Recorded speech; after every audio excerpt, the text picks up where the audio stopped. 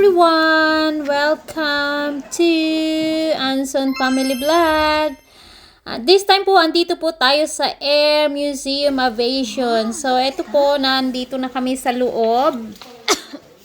So, ito pong museum ay na-establish noong 1988. At ang located po sa Dinastile, Carnarvon, Gwynedd, North Wales. Ang hirap-hirap po basahin yung words ng Welsh kasi mahirap siya banggitin.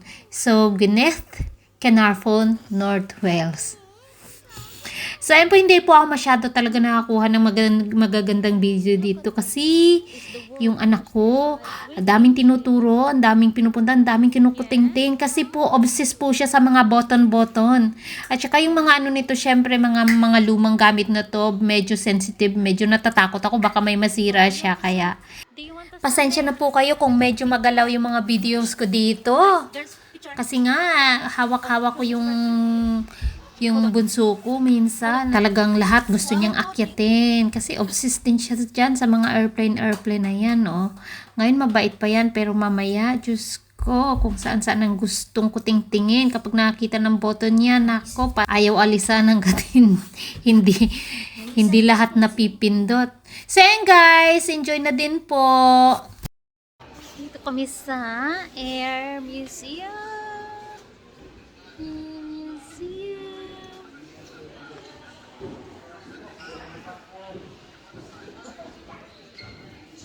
Did you get in inside there, ate? Did you get inside this? So, this is the big one, oh? This is the big one. Whoa! Whoa! This one is the Falklands estate. That is the missile, isn't it? Where's the missile is? What's this? Is this the red arrow one? This is the red arrow one. Yeah, because we've got to buy Whoa. his face. On inside. Diamonds and Nakakatuwa itong miniature ng cargo nila, cargo vessel, but ito yung mga kinakargahan nila ng mga eroplano, may airport. Tsaka kasi kailangan pindutin ng mga bata para gumalaw yung eroplano sa taas. Nako, ayaw umalis ni Dwayne dyan. Diyos ko, nakailang beses kami pabalik-balik dyan. Halos ayaw na niyang pagbigyan yung ibang bata. Ay, nako talaga. Basta boto na may action, ayaw niyang alisan yan. Kapag nakita niya itong video na to, sasabihin niya naman, I want to go there. 10p. Hold on. Ooh. At ito pang isa pang perindutan, ito pang isang liver na to. Oh, ayan. Wow. What does this do? I don't know.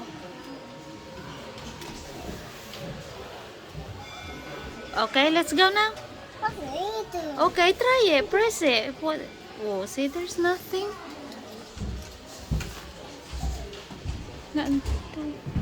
Okay, let's go.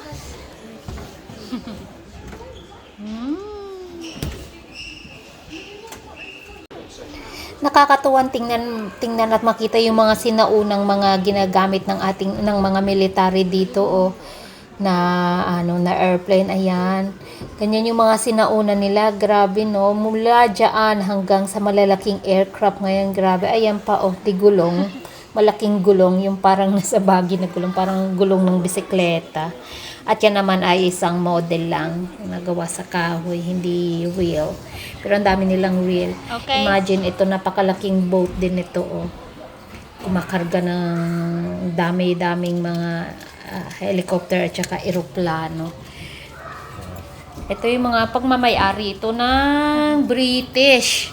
Ayan yung mga nila, miniature.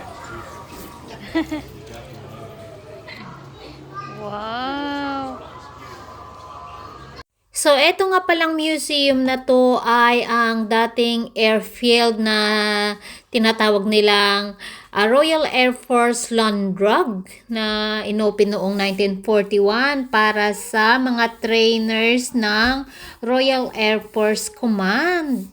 Andito rin yung mga ano nila, radio operators and navigators noong ginagawa noong panahon ng mga gera noong 1945. At dahil nga daw madami ang nag-crash na mga aircraft sa malapit sa Snowdonia, kaya yung Royal Air Force Mountain Rescue Service ay nabuo noong 1943. At saka yung airfield na to ang ginawa nilang storage facility. At saka na reopen siya noong 1969. Tapos ngayon ay ginawa na lang nilang civil operation ng Caernarfon Airport. So itong museum nito na ito ay nabuksan noong 1988. So kapag interesado po kayong malaman ang history nitong museum na to ay puntahan nyo lang po ang Wikipedia ng Caernarfon Air World Aviation Museum for more information. Nakakatuwa tong mga shelves na to. Ang dami-dami nilang mga model ng mga toys, ng mga aircraft mula noong kauna-unahang mga aircraft nila hanggang sa ngayon. Sari-sari mula sa pinakamaliit hanggang sa pinakamalaki nilang aircraft. Ay, ito ang cute-cute. Earlier than this. This is older. This one here. This is like 1915, 16 something, and that's Amazing. Older. no, that's 100 years later. 100 years we've gone from the sticks and candles Oh to yeah. the start plane. Mommy, Amazing. Yeah. mommy, Hold on. Jeez. At ayun na nga, natapos na doon ang video ko sa museum. At nang dahil nakita ng mga bata papunta sa museum itong beach na to, habang nasa gift store kami, ay nag-request yung mga bata, "Can we go beach?" Kasi nga, gustong-gusto din nilang mag-beach. Kaya lang, dahil sa hindi masyadong magandang panahon, napakaalon at wala kaming planong mag-beach today. I mean, maligo. So, dumaan muna kami dyan para mag-enjoy yung mga bata. At ayan, ang ganda-ganda sana talaga ng lugar na yan. Kaya lang, talaga yung panahon, hindi masyadong mabait. Pero okay na din. Ang hangin-hangin at ang lamig-lamig.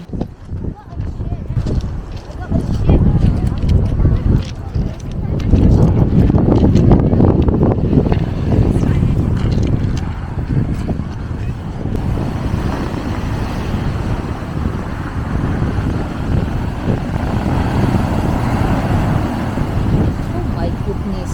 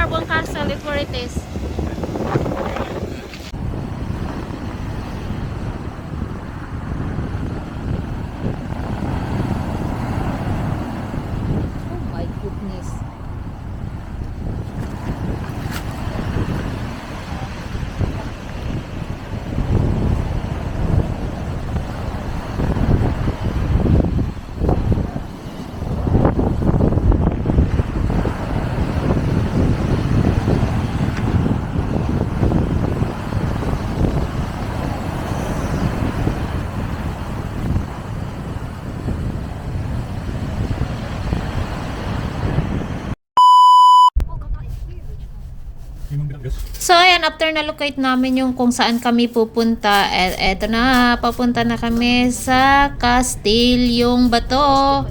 At salamat po sa panunood. Sana po ay manood ulit kayo sa susunod naming upload. Maraming salamat po. Bye-bye.